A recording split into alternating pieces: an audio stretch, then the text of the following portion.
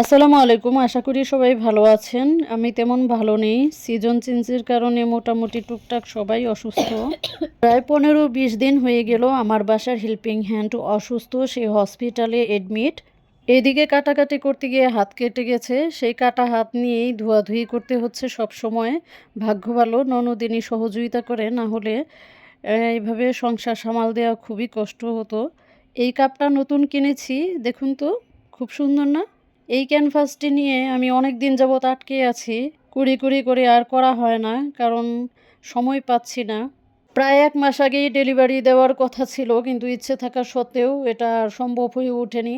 মাঝে মাঝে টুকটাক ফিনিশিংয়ের কাজটা করে নেই, এই আর কি। কিন্তু মনোযোগটা ধরে রাখতে পারি না, কারণ ক্যানভাস ফেলে এদিক সেদিক চলে যেতে হয়।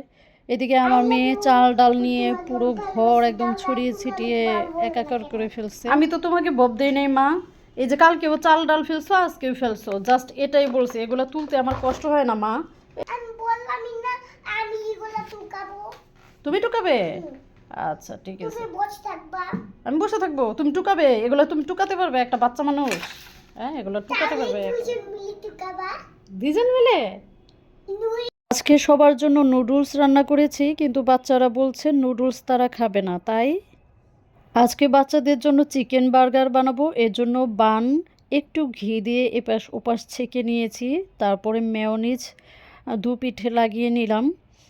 এরপর চিকেনগুলো কালো গোলমরিচ এবং লবণ দিয়ে সিদ্ধ করে নিয়েছি।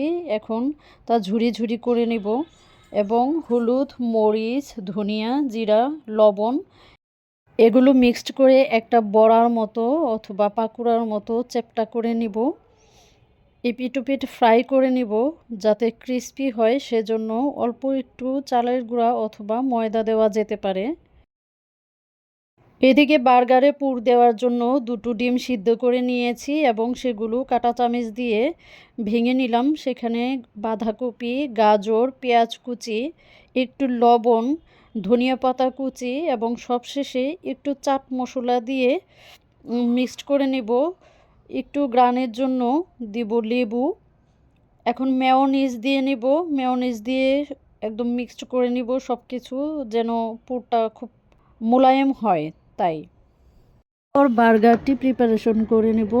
বানের এপিট ওপিট 1 চামচ ঘি দিয়ে ভেজে নেব, তারপরে দিয়ে নেব মেয়োনিজ, মেয়োনিজের উপরে দিয়ে নেব ক্যাপসিকাম, এরপর দিয়ে নিব ভেজিটেবলের সাথে মেয়োনিজ মিক্সচার, তার উপরে দিয়ে নিব চিকেন, তার উপরে লেটুস পাতা এবং ফাইনালি আরেক টুকরা বান। দেখুন তো একদম রেস্টুরেন্টের মতো হয়েছে কিনা। সবাই ভালো থাকবেন, সুস্থ থাকবেন, দোয়া রাখবেন। খোদা হাফেজ।